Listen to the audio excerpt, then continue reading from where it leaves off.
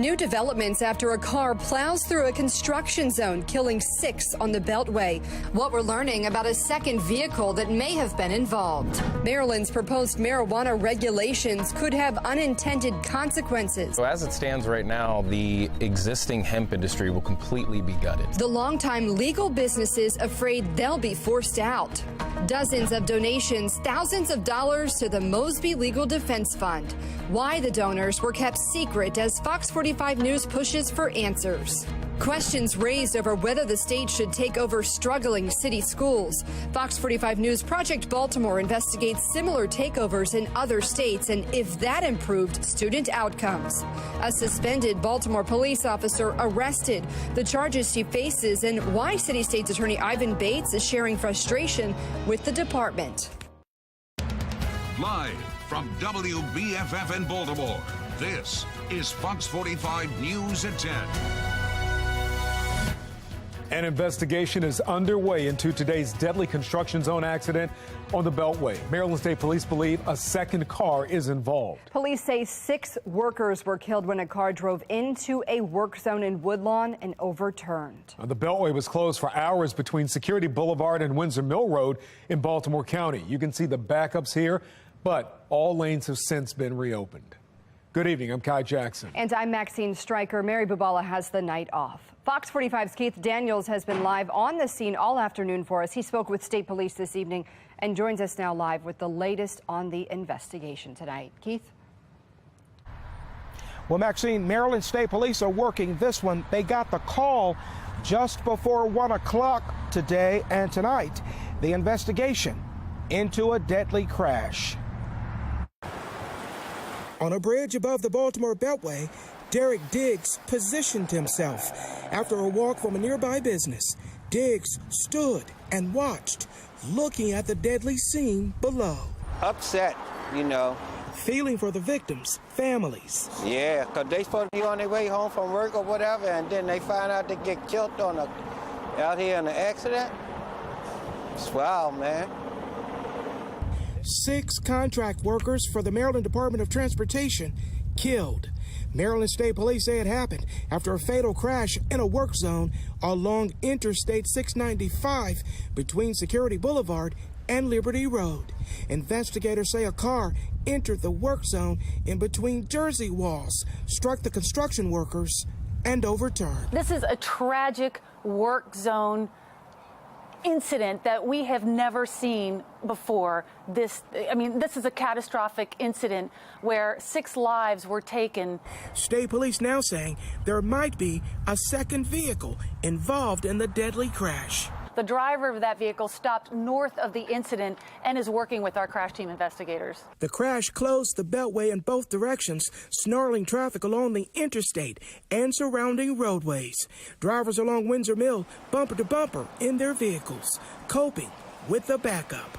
One step at a time and being kind to everybody. That's all you can do. Some of them saddened by the cause. It's horrible. It's so sad, and I feel so bad. Back on the bridge, Diggs still standing. It's wild.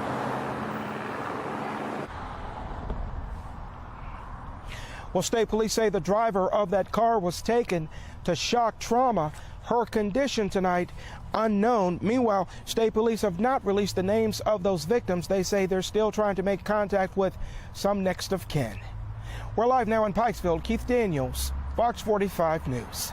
All right, Keith, thank you. As you can imagine, this story is getting a lot of attention on social media. It is a sad day in Baltimore County and the Baltimore surrounding region. Let's take a look at what some people are saying here from the county executive himself, Baltimore County Johnny Olszewski. On behalf of all the residents of Baltimore County, we offer our sincere condolences to the family, friends, and loved ones of those who have lost their lives in today's tragic crash. Here, Maryland Governor Wes Moore, my heart goes out to the victims and the families affected by the tragic crash on the 695 Beltway this afternoon, and finally here, praying for the people on 695.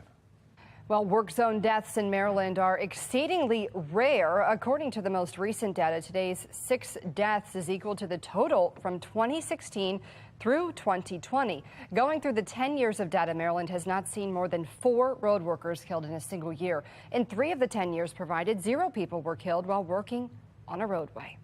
Some of you were first to know of this crash from our online reporting. You can download the free Fox 45 News app to get breaking news alerts pushed straight to your phone, even when we're not on the air. We are learning more about the legal defense fund established in Nick and Marilyn Mosby's names.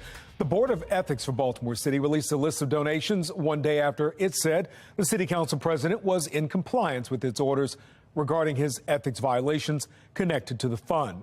However, the names of the people who donated are redacted. Tonight, some are calling that problematic. Fox 45's Jeff Abel joins us live now to explain more. Jeff? Well, we now know that Mosby Legal Defense Fund received a little less than $15,000 in donations, but we do not know the names of donors, and it appears we may never know. It was more than a year ago when their legal problems began to grow, and a legal defense fund bearing the names of Nick and Marilyn Mosby began to surface. About the need for a legal defense fund? While Marilyn Mosby denied our request to talk about it, Nick Mosby promised to comply with demands from the City Ethics Board to shut it down. I'm willing to comply whatever they would like me to do. I'm going to comply. I'm going to comply. The city's ethics board found Mosby in violation of city ethics rules by not reporting the fund and ordered the council president to report donors to the ethics board and shut down the fund. This week, 10 months after the demand, the board is calling the case closed, writing in a statement that it's confident that council president Mosby has complied with the board's administrative order within the time frame set by the board. But questions about the fund have hardly been answered. Do the city taxpayers know who donated to the defense fund? No. Our request to review the donors of Mosby's former fund brought this from the ethics board: 8 pages of contributions from as little as $3 to as much as $5,000. However, the names of those who contributed to the fund were not made public, all of them blacked out. Taxpayer advocate David Williams says that's a problem. Because we don't know whether they're individuals, whether they're businesses, whether they have contracts with the city. There's just so much information that isn't being known right now. When you're the city council president and you're receiving funds for whether it's your reelection or a defense fund, people want to know who is funding that, because you are a person in power and you have the ability to direct funds and taxpayer funds to projects and to programs. In a statement, the ethics board defended its decision not to disclose donors' names, writing that the names of donors are redacted because they constitute information about the finances of an individual, which the board is required to protect. But in this case, taxpayer advocate David Williams insists there is no difference. To say that this is just a legal defense fund and not a campaign fund is a distinction without a difference, because quite frankly, you are still giving money to an elected official. Well, that list of donations does list the zip code where most of the donors live, and the person with the highest donation, $5,000, appears to live in the county. We're live tonight. Jeff Abel, Fox 45 News. All right, Jeff, thank you. City Council President Nick Mosby announced his plans to run for re-election last week. One political analyst tells Fox 45 he believes the ethics violations surrounding the Legal Defense Fund will hurt his campaign.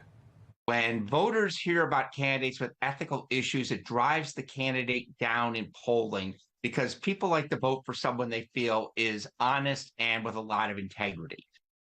We'd like to know what you think. Should Nick Mosby's controversies prevent him from running again?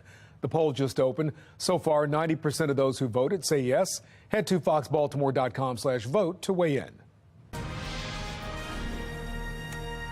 With about 3 weeks left in the legislative session, there's a lot of attention on the bill to create the framework for Maryland's legal marijuana industry. The current legal hemp industry says the new rules would put them out of business. Fox 45's Mackenzie Frost visited a farm and explains how these hemp leaders say lawmakers are being misled.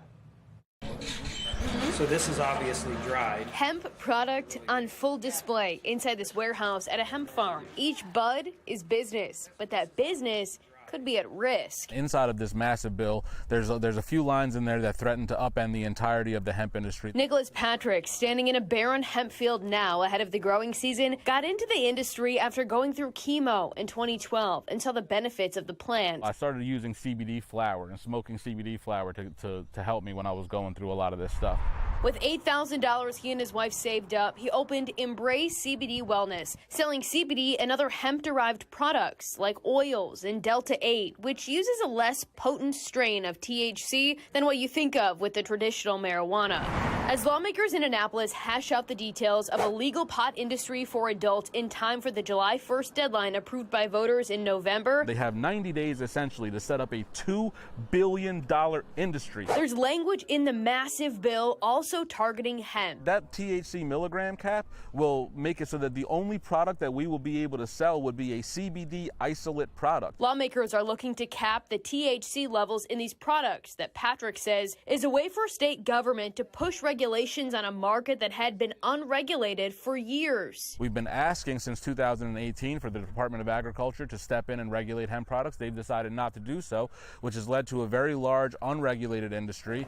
Patrick is also the co-founder of Maryland Healthy Alternatives Association, and the products he sells depend on farmers like Levi Sellers. So as it stands right now, the existing hemp industry will completely be gutted. Sellers has a farm in Washington County and is also the president of the Maryland Hemp Coalition. Like Patrick, Sellers says the current bill with the THC cap in place would mean a bleak future for him. With this language, it will effectively shut down the products that we produce, which will completely bankrupt my farm, and we will be forced to close our doors and move out of state. After the 2018 federal farm bill passed, opening the door for hemp to grow, the businesses were largely unregulated. And now, Sellers and Patrick say Maryland is trying to claw back some of that control with legal cannabis coming. They're taking the industry that we created, handing it to the existing cannabis establishment, and then locking the door behind them. All we're asking for is a seat at the table under this regulation. Both agree regulation is not a bad thing. It can keep bad actors out and allow the hemp industry overall to continue to grow. Regulation would look like packaging, labeling, testing requirements for the products, also identifiers. But they believe the adult use cannabis industry is trying to snuff out the hemp industry. I believe the cannabis industry is trying to consolidate and monopolize the market. We do believe that the MMCC is misleading the legislature intentionally to use the legislative body who doesn't have malicious intent toward our industry to crush a competitor. They're cutting us out of our industry. The hemp leaders argue the demand is for lower potency product, but with legal marijuana market brings big money. Honestly, I think it's based on greed. And Sellers says he's tried to utilize his industry resources to help government carve out a space for hemp. The former administration was not welcome to that. We have some hopes that the current administration would be willing to go that route, which would effectively save the hemp industry. But with roughly 20 days left in session, Sellers says Governor Wes Moore hasn't been in touch with them. It has not happened so far, and again, I think we're running out of time. And if the bill as written becomes law, these guys pushing for hemp to continue to grow and expand options for people to utilize the products won't have many choices. And for Patrick and his 3 shops, the future looks dark. If they become restricted the way that this bill restricts them, we will have no products left to sell, and all of us will have to shutter our doors by July 1st. We didn't get any comment when we reached out to a cannabis industry group or lawmakers when we reached out with our questions. If this piece of legislation does become law as it's currently written, these hemp players could apply for a license through the newly regulated cannabis industry, but it's unlikely they would get one right away. In Baltimore, Mackenzie Frost, Fox 45 News. Next, weather maker is moving toward us. Notice the rain not too far away up toward Pittsburgh and Altoona, Pennsylvania, and it's drifting south and east. So this is round 1. There's more that's out to the west on the west coast with a major player there. That's a big weather maker. Even a tornado near Los Angeles today out of that. Won't be that bad as it gets here, but waves of rain. And one of those hits us by tomorrow morning's commute through the midday. I'm going to be tracking that, plus letting you know how warm it's going to get around here. Big changes. My Weather Authority forecast. Next on Fox 45 News at 10, Project Baltimore investigates whether the state should take over the city's struggling school system. What we found when other states took similar drastic measures over their public schools provides clues as to what could happen here.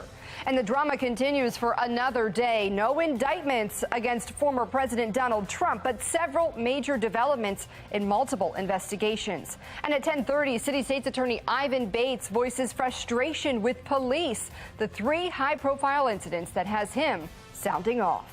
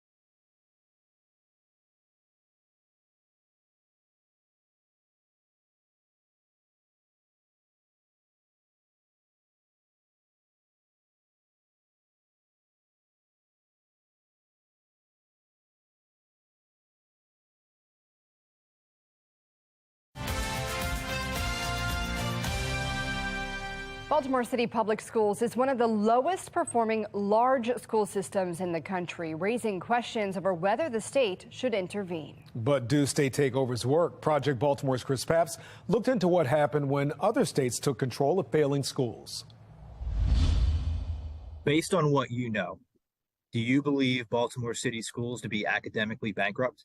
Gerard Robinson is Virginia's former Secretary of Education and a current professor at the University of Virginia. From what I've read and what I know, I would say yes. Baltimore City Schools is a district that is struggling. Just 7% of 3rd through 8th graders last year tested proficient in math. Federal test scores are at 13-year lows.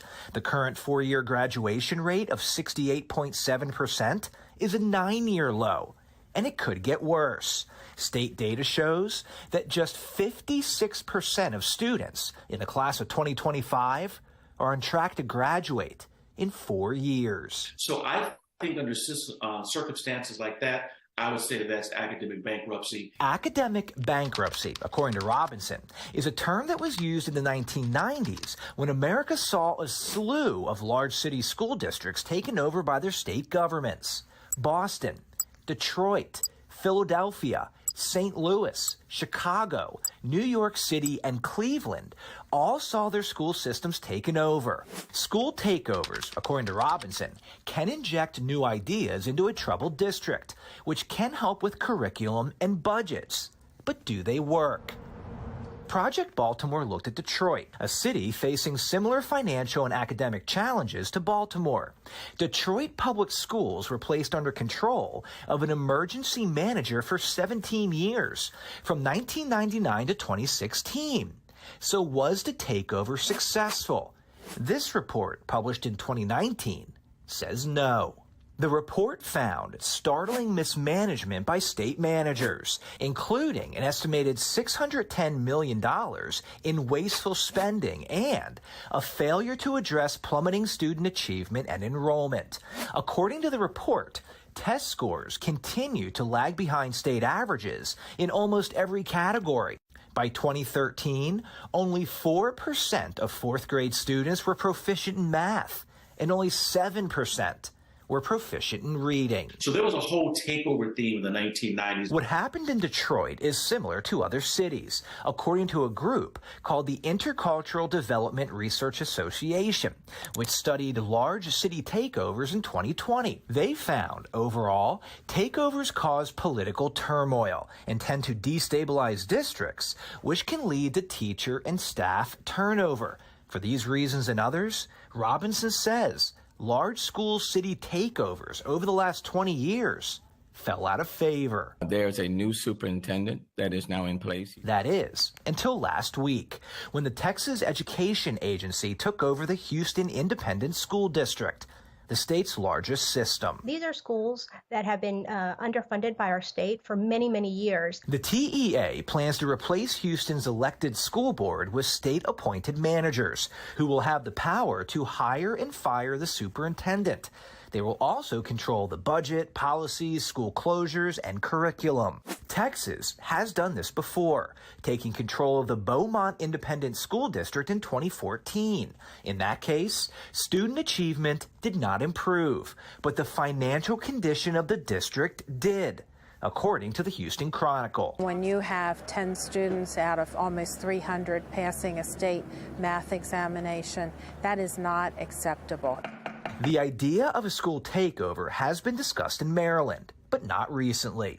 In 2006, then Maryland State Superintendent Nancy Grasmick tried but failed to take over a few Baltimore City schools. At what point should a state consider taking over a school system? Before we talk about a takeover, let's talk about a takeaway. Why don't we take away some of the regulatory impediments that stop reform? Those takeaways, Robinson says, include things like rewriting union contracts to allow principals and school leaders more freedom to make meaningful change within their schools. Because we know that having a great teacher certified in his or her area of work is one of the best ways to close the achievement gap. When 7% of your students are literate in math, that's a problem. because I know that there's a school-to-prison pipeline, and math skills in particular are important, and we need to change it and change it fast. I'm Chris Pabst, and this is Project Baltimore. More questions than answers surrounding the 23-year-old accused of killing a Patterson High School student. Coming up at 10:30, concerns about student safety. If former President Trump is arrested, could it actually help him return to the White House? That's what some are saying. I'm Scott Thuman in Washington to explain, coming up. And, well, some bad news to come with some warmer temperatures. We'll look at all the rain potentially over the next several days. For tomorrow, umbrellas with warm low 70s. Friday, mid-50s. But guess what? You're going to need your rain slicker and rain boots and umbrellas again on Saturday. But the good news, we do jump up from 69 to 73 for high temperatures tomorrow. I'm going to let you know when the rain finally gets out of here on my Weather Authority forecast.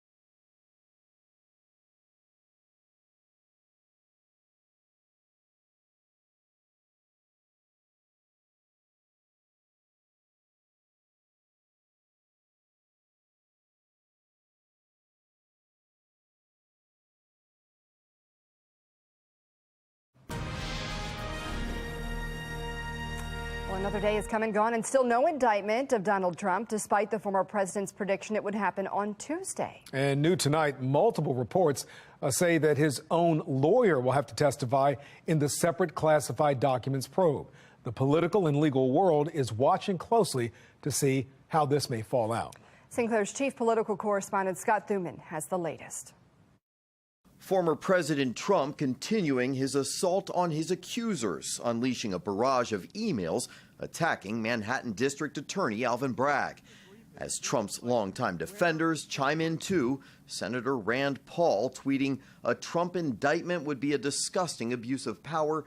The DA should be put in jail." Nobody's ever done this. This is unprecedented, going after a former president of the United States. It looks like, the Democratic Party is going after their political rivals. Which ironically could actually help Trump in his effort to take back the White House, says famed defense attorney Alan Dershowitz. They'll have a mugshot, and he uses it as a campaign poster. People get T-shirts made out of the mugshot, and he benefits from it enormously. And he'll continue to campaign, and then 6 months from now, there'll be a trial. President Trump has a reputation of fighting, and I think sometimes people on the Republican side are surprised when fighting comes back to him. Democrats believe what happens in court could also affect the ballot box. Anyone who breaks the law should be held accountable. Nobody should be above the law. And I believe that if the DA chooses to indict Donald Trump, it will be because there is an enormous amount of evidence that he should be indicted.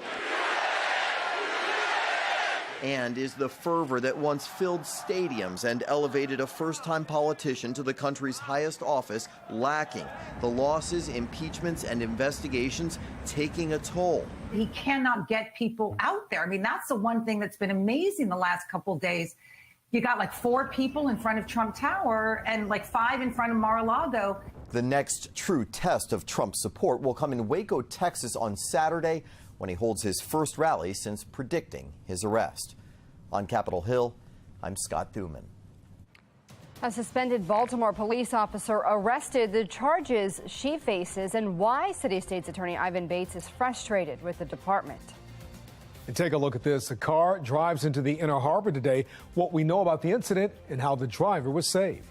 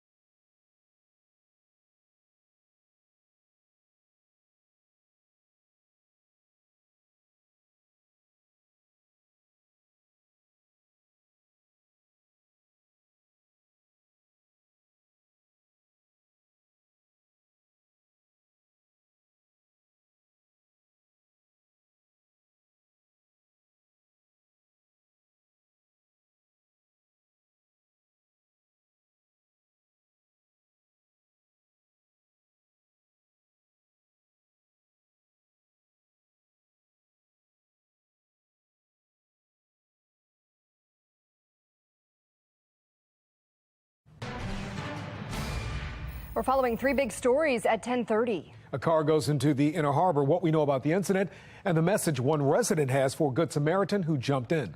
Fox 45 News is demanding answers about the 23-year-old man accused of killing a Patterson High School student, the ongoing concerns over student safety. A suspended Baltimore police officer is arrested after a crash on Monday.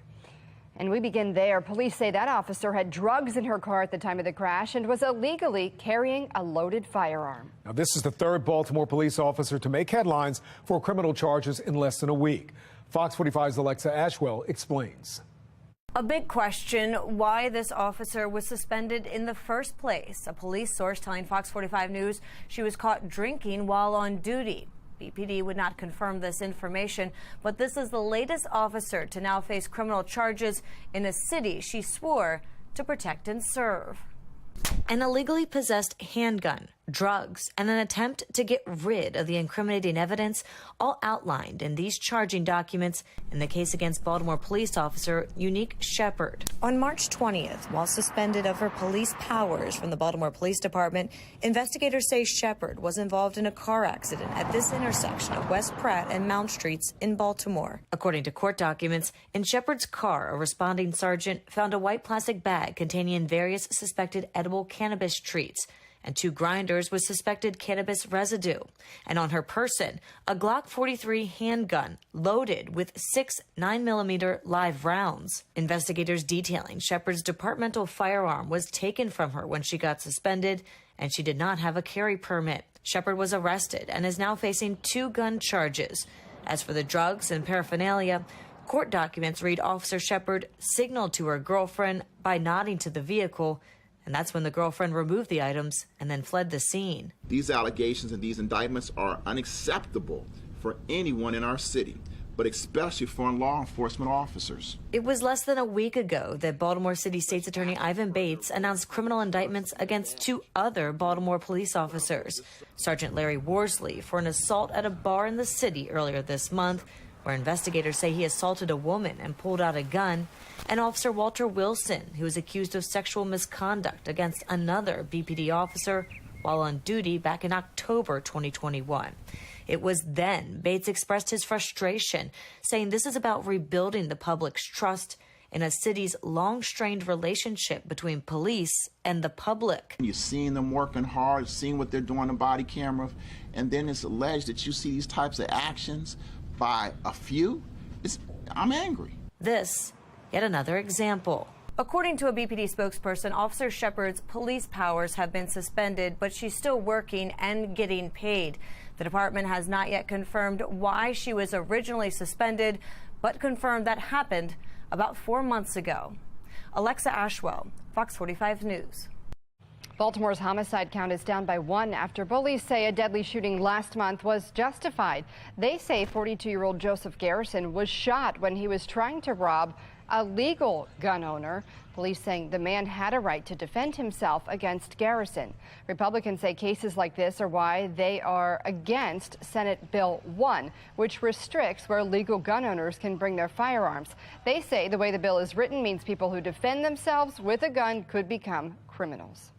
If the person defended themselves legally, but in the course of defending themselves, they committed a crime, they very well could likely find themselves arrested for carrying a firearm within 100 feet of a building. Under that bill, even in cases of self-defense, a person could still face up to a year in jail and a fine for having their weapon where they shouldn't. Supporters argue the bill will keep guns out of communities and therefore make them safer. The trial date has been set for the grandmother of the 9-year-old police say shot and killed 15-year-old Nikayla Straughter last summer. That 9-year-old was not charged. State law prevents anyone from under the age of 10 of being charged with a crime. However, the boy's grandmother, April Gaskins, is facing firearm charges in relation to that incident. The trial is scheduled for May 23rd. And more questions than answers tonight about the 23-year-old man accused of shooting and killing 16-year-old Isaiah Carter just blocks from his high school earlier this month. Police saying the alleged gunman was arrested in Texas. They say he was trying to flee the country. Fox 45's Rebecca Pryor has the latest on this investigation. Well, authorities say they're still waiting for the suspect to be brought back to Baltimore. In the meantime, concerns remain over students leaving school in the middle of the day and reports of ongoing problems inside Patterson High School. 23-year-old Roger Alvarado Mendoza, arrested miles away from the scene of the crime in southern Texas. Police claiming he was caught as he was trying to flee to Mexico. Mendoza now facing first-degree murder charges for the shooting death of 16-year-old Isaiah Carter, a Baltimore City teen gunned down just blocks from Patterson High School. Good afternoon, everyone. On Monday, police revealing little information at a press conference announcing Mendoza's arrest. Could you help Mr. Alvarado Mendoza's immigration status? So immigration status is part of this ongoing investigation. We do not have a motive at this time. Fox 45 has since obtained documents uncovering at least one prior offense. Mendoza charged with first-degree burglary back in 2018, an offense that carries a maximum sentence of 20 years. But Mendoza only given 6 months behind bars. Today, police still unable to confirm Mendoza's motive and full criminal history. Meanwhile, something's going on at that school. They can say what they want. Yeah. Something's going on there. On WBAL radio this morning, Sergeant Clyde Boatwright with the Baltimore City Schools Police Force questioned about what led up to the shooting. Is there an ongoing problem between Hispanic students there and black students? Because that's the real concern of that particular school. I'll say to the degree that I know or can share, I don't know what the motive is in this case. It's concerning that you have a 23-year-old adult male that is in close proximity of a school, and he's armed with a handgun, and there are teenage kids, engaged in an altercation, and one of them ends up shot and killed. Boatwright also concerned with the number of students coming and going from city schools in the middle of the day without permission. So far this year, at least 2 students have been shot and killed during school hours just outside of school grounds. But according to Boatwright, walking out of school or cutting class or something like that, that's an administrative violation. But what is the punishment? What happens to that kid? At school police, we are completely removed from the discipline process. So we don't even know if it's a 1-day suspension or a 2-day suspension. We just don't know. So who is watching the students, and why are school police officers being left in the dark? Today, Fox 45 sent questions to city schools asking, is gang affiliation or racially charged disputes an ongoing problem between students at Patterson High School? What is the school doing to prevent further violence between students? And how can school police officers know when a student should or shouldn't be on school grounds if they're removed from the discipline process? City schools not responding. Now, as for when Mendoza will be extradited to Baltimore, police couldn't give an exact timeline, but we will continue to keep you updated as this story develops. Reporting in the control room, Rebecca Pryor, Fox 45 News. A car ends up in the water at the Inner Harbor near Phillips Crab House. A witness tells our Fox 45 News photojournalist that a Good Samaritan jumped into the water to help the person in that car get out. To the man who saved him, I just really want to thank you, because, it could have been tragedy if the fire trucks didn't get in that in time. So, yeah, I just want to thank you. It's not clear how it happened. The witness tells us the driver was an older man. Now, the fire union of Baltimore City tweeted that everyone got out of the water and no one was seriously hurt. Tonight, outgoing Baltimore County School Superintendent Darrell Williams gave his final State of the Schools address, getting choked up as his final school year is just months away from ending. It has been my privilege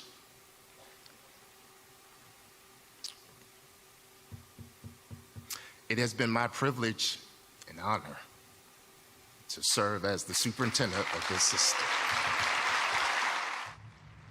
Williams acknowledged struggles in the wake of the pandemic and a drop in graduation rates, but highlighted individual schools that saw increases and said those are paving the way for the public school system to reverse its stepped back. In February, he declined to seek a new 4-year term amid calls for his resignation from some county council members. And the search continues for the teen accused of shooting 2 school administrators in Colorado today. Police say they found 17-year-old Austin Lyle's vehicle abandoned in a mountain community west of Denver. Lyle allegedly shot the administrators during a pat-down on campus. Police say he had a safety plan in place that required school officials to search him each morning. One of the victims is in serious condition. Denver school officials are promising to station armed officers at all city public high schools tomorrow. Taking a look at the Fox box on the top left, the sale of candy Skittles could be banned in California because of certain chemicals in the candy. Those chemicals are already banned in the European Union. Top right, a new report says the Department of Justice had no legitimate basis to investigate parents at school board meetings. It's part of an investigation stemming from a 2021 memo from the Attorney General directing law enforcement to address potential threats against school administrators regarding masking and other COVID protocols in schools. On the bottom left, Michigan parents are accusing a speaker of sharing anti-Semitic sentiments during a school assembly. The speaker was talking about her experiences moving to Palestine. She denies the claims. The school has since apologized to parents and promised an investigation. Bottom right, mortgage rates have fallen to a 5-week low, helping drive demand for home loans applications. They rose 3% last week. It comes after the recent regional bank failures caused interest rates to drop. A vote of confidence from the Federal Reserve. I'm Christine Frizzell in Washington with what they decided on our interest rates. And the bus stop forecast into tomorrow morning. We'll have some clouds, maybe some rain showers when you wake up. So taking the kids to school might need the windshield wipers. Overcast skies at lunch. And look at that, into the 70s for the afternoon.